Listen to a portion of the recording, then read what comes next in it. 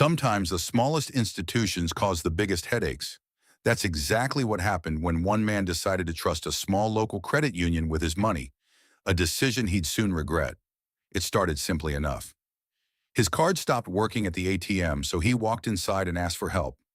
A clerk gave him an access code, a standard feature the bank offered all customers, that would let him withdraw cash directly from his account. Nothing unusual, nothing special, just basic banking. But a few days later, everything changed. The bank's system flagged his account for review. Apparently, there had been a minor accounting error, a late deduction that their own system failed to process on time. He hadn't overdrafted. He hadn't done anything wrong. The mistake was entirely theirs.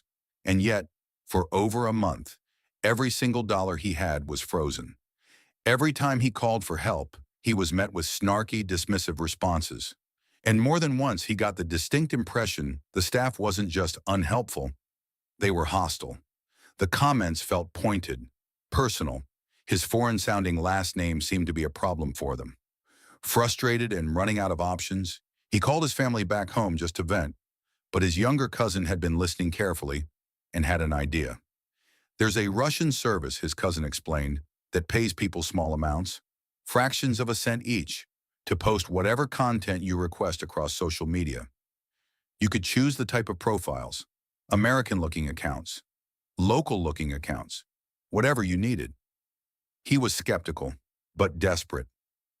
$3 later, the best $3 he'd ever spent, the credit union's social media pages were absolutely buried. Hundreds of complaints from hundreds of accounts flooding in all at once.